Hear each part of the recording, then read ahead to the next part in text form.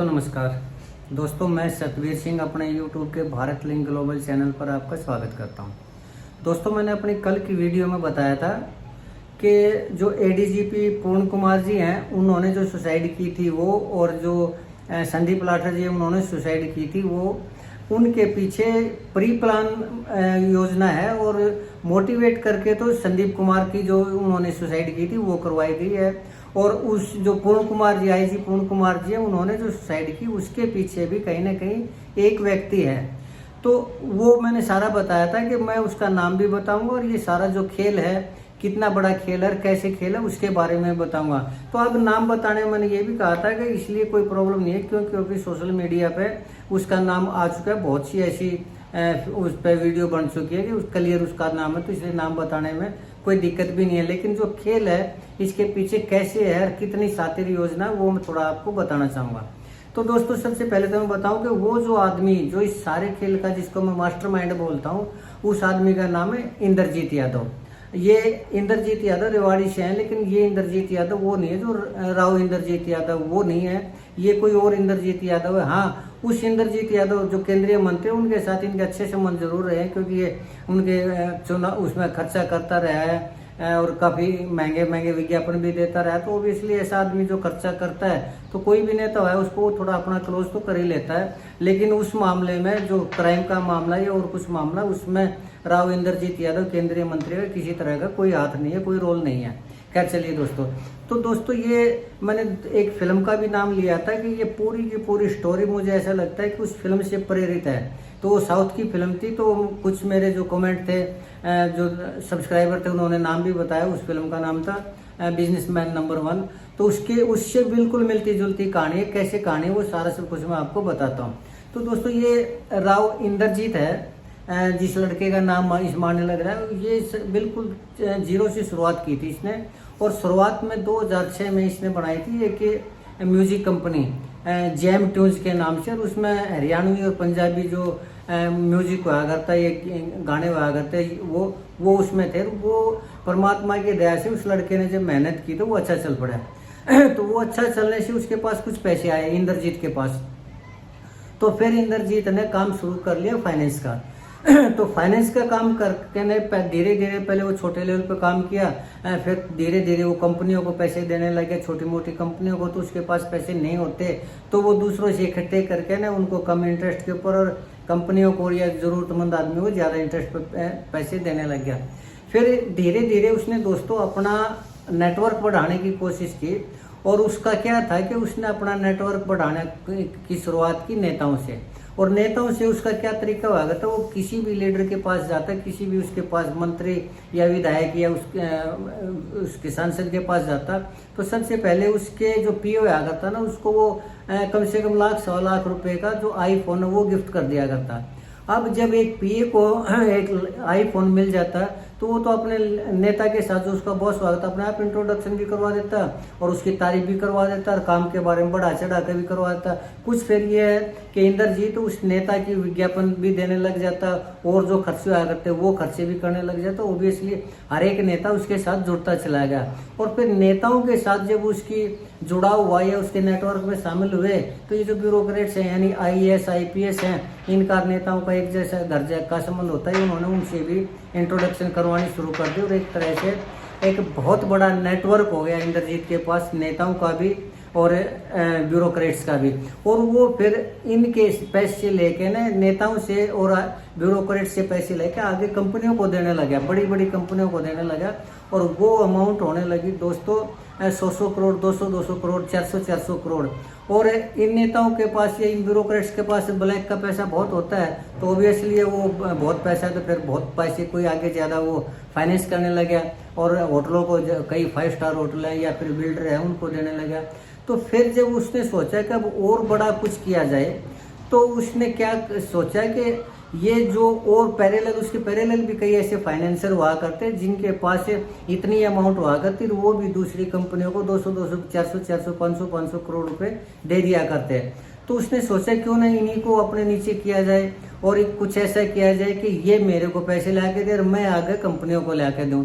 तो उसके लिए काफ़ी ग्रुप हुआ करते, उसमें से एक ग्रुप डीगल का भी हुआ करता, एक ग्रुप दिल्ली का भी हुआ करता, और एनसीआर में और भी कुछ 2-4 ग्रुप हुआ करते, जिनके पास जो बच्चे जिनकी ज़मीन भी क्या करती है, जो पहलवान टाइप के या यंग बच्चे हुआ करते, उनको ज़रूरत पड़ती तो वो 1-1, 2-2 करोड़ मिला के न और वो अपने बॉस को दे दिया करते, बॉस आगे चढ़ा दिया करता।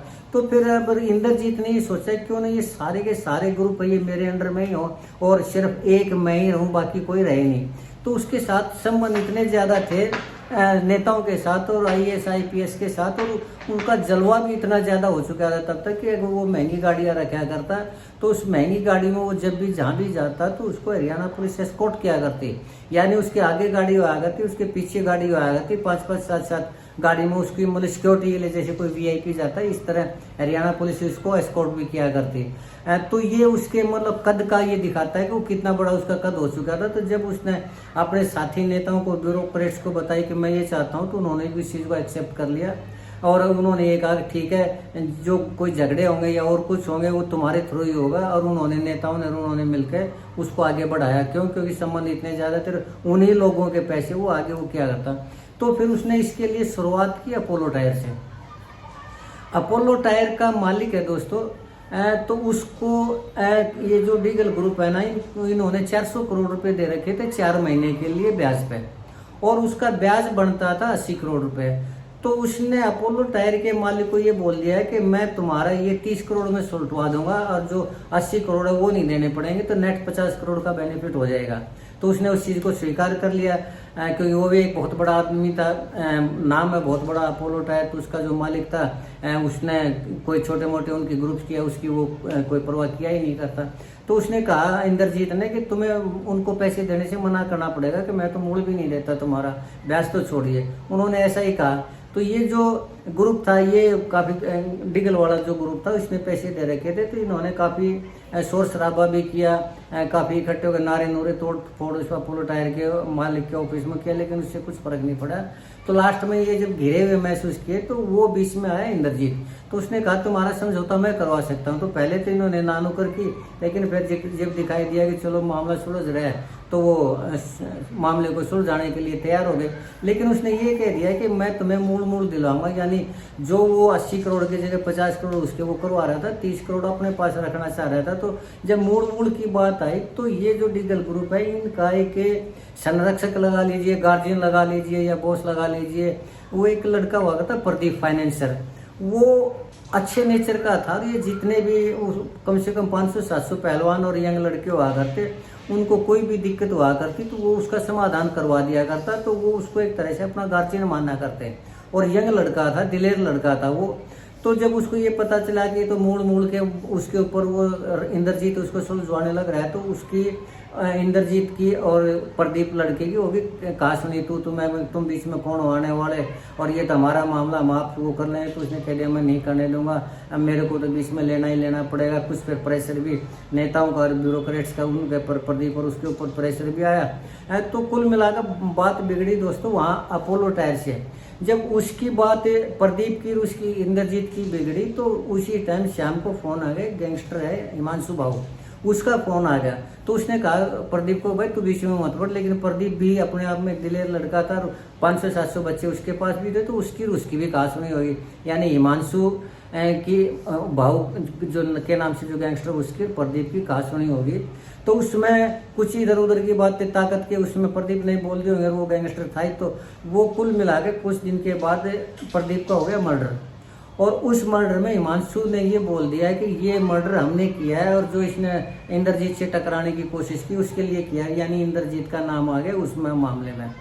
तो उसके जब मामले में आया तो उसको कुछ CBI वाले थे, नहीं स्पेशल स्टाफ वाले को उसके पीछे पड़ लिए, इसके राव इंद्रजीत यादव इसके पीछे पड़ लिए। तो उसी मामले में ये जो IG पूर्ण कुमार, इसके पास 50 करोड़ की ऑफर आई। अब मुझे तो नहीं पता लिए कि नहीं लिए, लेकिन लोग ये कह रहे हैं कि 50 करोड़ रुपए लिए हैं उसने निकालने के लिए, लेकिन उधर से जो डीगल वाला ग्रुप है वो भी इनसे मिला। अब 50 करोड़ का मामला जरूर है दोस्तों, अब वो ना निकालने के लिए मिला या निकालने के लिए मिला, लेकिन लोग ये कह रहे हैं कि IG पूर्ण कुमार के पास से 50 करोड़ रुपए गए हैं। तो इसमें सत्यता की जो बात है वो जांच करने के बाद आ सकती है सामने, जांच करें तो। लेकिन दोस्तों तब तक जो स्पेशल स्टाफ वाले थे ना, वो इंद्रजीत के पीछे पड़ लिए, और जब ये लगने लगा क्योंकि उसमें कुछ ईमानदार थे, उन्होंने उसको भी सुपरसीड कर दिया, पूर्ण कुमार को भी, और वो अड़ गए उसको गिरफ्तार करने के लिए। तो जब और ब्यूरोक्रेट्स को और नेताओं को लगा आगे इंद्रजीत अब अरेस्ट होगा, सबकी पोल पट्टी खुल जाएगी, तो उन्होंने रातों रात एक ही रात में प्राइवेट हवाई जहाज को करके, प्लेन बुक करके उसको देश से बाहर भगा दिया, यानी बाहर निकाल दिया उसको दुबई में। और दुबई पता नहीं वो दुबई में या अमेरिका में, लेकिन कुल मिलाकर उसको देश से बाहर कर दिया गया। तो अब दोस्तों मामला आता है ये पूर्ण कुमार का, आईजी पूर्ण कुमार का। जब आईजी पूर्ण कुमार ने सुसाइड की तो उनकी जो मिसेज है वो भी एक बोल्ड लेडी है, मजबूत लेडी है, और पीछे से भी उसका जो परिवार है वो बहुत कद्दावर परिवार है। तो उसने चैलेंज कर दिया हरियाणा सरकार को, और न सिर्फ चैलेंज किया बल्कि ये भी बोल दिया कि जब तक ये आदमी गिरफ्तार नहीं होंगे, उसमें डीजीपी शत्रु कपूर जी, रोहतक के जो वो थे एसपी थे नरेंद्र भी जाने जी, और भी उन्होंने काफ़ी नाम लिखे थे, पहले इनको टर्मिनेट करो और फिर इनको जेल भेजो तब वो करोगे। तो वो मामला दोस्तों इतना ज़्यादा बढ़ गया कि उसमें सरकार के भी हाथ पैर खुल गए। तो उस मामले को काउंटर अटैक करने के लिए मुझे ऐसा लगा कि सुसाइड के बदले में सुसाइड के लिए मोटिवेट किया गया इसको, संदीप लाठर को। और इसका प्रमाण कैसे मिलता है कि मोटिवेट किया गया, उसने खुद नहीं किया, उसका प्रमाण इसलिए मिलता है आके खुद संदीप लाठर ने इसका इंद्रजीत का नाम लिया अपनी उसमें, और आईजी पूर्ण कुमार का नाम लिया है कि उस मामले में निकालने के लिए 50 करोड़ रुपए लिए गए, और वो एक भ्रष्ट आदमी था, यानी उसको भ्रष्ट ठहराया गया। 50 करोड़ की अमाउंट की फिगर का नाम लिया गया और इंद्रजीत का नाम लिया गया। तो जब ये उसने सुसाइड कर ली तो इंद्रजीत ने भास्कर अखबार के साथ एक इंटरव्यू में कहा कि मेरा इस मामले में कोई भी संबंध नहीं है, और ये जो मेरा नाम जो लिया गया, आत्महत्या मेरा नाम लिया गया, ये लिया नहीं, उनसे बुलवाया गया। बुलवाया गया का क्या तात्पर्य है? बुलवाने का ये तात्पर्य है कि किसी ने उनको सुसाइड के लिए मोटिवेट किया गया। कोई भी आदमी किसी का नाम अगर वो फर्जी नाम लेता है या असली नाम लेता है, प्लानिंग के साथ नाम लेता है, तो इसका मतलब यही है कि उसके सुसाइड करने के लिए उसको मोटिवेट किया गया है ताकि उसको इंद्रजीत को फंसाया जाए। इसकी ये बात कही है उसने, इंद्रजीत ने खुद मीडिया में आके कही है कि मेरा नाम लिया गया, तो नाम लिया बुलवाया गया का ही तात्पर्य ये है कि संदीप लाठर को सुसाइड के लिए मोटिवेट किया गया। तो मैं इसलिए कह रहा था कि इस मामले में राव जो ये इंद्रजीत लड़का है, इंद्रजीत यादव, वो भले ही डायरेक्ट इन्वॉल्व ना हो लेकिन इनडायरेक्ट रूप से उसका नाम इन्वॉल्व जरूर है इस मामले में। और मैंने इसीलिए वो तालिबान का और उसका आतंकवादियों का नाम लिया था कि वो कैसे कश्मीर से या फिर मुस्लिम समुदाय के यंग बच्चों का कैसे माइंड वॉश करते हैं। तो माइंड वॉश करना भी यहाँ पर सिद्ध होता है कि संदीप लाठर का भी माइंड वॉश किया गया। और आईजी पूर्ण कुमार का काउंटर अटैक करने के लिए उनसे वो करवाया, किसने करवाया और कौन आदमी थे उसके पीछे, ये जांच का विषय हो सकता है। मैं इस मामले में किसी का नाम नहीं ले रहा, तो अगर इसमें कभी जांच होगी तो नाम आ जाएंगे, लेकिन मेरा ये मानना है कि इसमें कोई जांच नहीं होगी। और क्योंकि इसमें बड़े बड़े नेता इन्वॉल्व हैं, उनके नाम फिर ओपन हो जाएंगे। बड़े बड़े ब्यूरोक्रेट्स हैं, यानी IAS IPS हैं, उनके नाम भी ओपन होने की संभावना है। तो ये मामला मुझे ऐसा लगता है कि दबा दिया जाएगा। और जो आईजी पूर्ण कुमार की जो धर्मपत्नी है IAS अमनीत P कुमार जी, उनको भी मैनेज कर लिया जाएगा, क्योंकि इतने बड़े लेवल पर अगर कोई मामला होता है तो हर कोई अपने आप को बचाने के लिए उठ खड़ा होता है। तो दोस्तों ये वो मामला है। इसमें चलिए अब CI स्टाफ में कुछ ईमानदार थे, उन्होंने आईजी पूर्ण कुमार की बात नहीं सुनी, उसको अवॉइड करके न उसको जो इंद्रजीत को पकड़ने की कोशिश की। तो हो सकता है कोई ना कोई ईमानदार आदमी इसमें भी जांच में भी ऐसा आ जाए, वो सारे खेल का वो पटाख सेव कर दे। लेकिन ऐसी उम्मीद तो है नहीं, क्योंकि इसमें बहुत बड़े बड़े नेता शामिल हैं दोस्तों, बहुत बड़े बड़े ब्यूरोक्रेट शामिल हैं। तो मुझे लगता है कि इस मामले का कुछ भी नहीं होगा, थोड़े बहुत दिन में लोग भूल जाएंगे। हमारे देश के लोगों की वैसे भी याददाश्त इतनी कमज़ोर है कि महीने 2 महीने में वो उस केस को ही भूल जाते हैं। और पूरा संभावना ये है कि वो आईजी पूर्ण कुमार को भी भूल जाएंगे, संदीप लाठर को भी भूल जाएंगे, और इस सारे मामले को भी भूल जाएंगे लोग। खैर दोस्तों, कुल मिलाकर ये मामला है, लेकिन बहुत ही दुर्भाग्यपूर्ण है, ऐसा नहीं होना चाहिए। 2 ब्रिलियंट ऑफिसर, दोनों ही ब्रिलियंट ऑफिसर, आईजी पूर्ण कुमार जी भी और सुरेंद्र लाठर भी, उनको अपनी जान की से हाथ धोना पड़ा, उनको अपनी जान गंवानी पड़ी। ये बड़े अफसोस की बात है दोस्तों। आज के लिए इतना ही। मुझे उम्मीद है कि आपको मेरी ये वीडियो पसंद आई होगी। अगर आपको लगता है कि मेरा ये विश्लेषण ठीक है तो मैं आपसे अनुरोध करूंगा आप मेरे इस वीडियो को लाइक करें, शेयर करें और कमेंट जरूर करें दोस्तों, और मेरे वीडियो को हाइप भी करें ताकि थोड़ा मेरा वीडियो बूस्ट हो सके। और चलते चलते मैं ये निवेदन करना चाहूँगा कि मेरे चैनल को सब्सक्राइब जरूर करें। और आपने मेरा ये वीडियो देखा इसके लिए आपका बहुत बहुत धन्यवाद।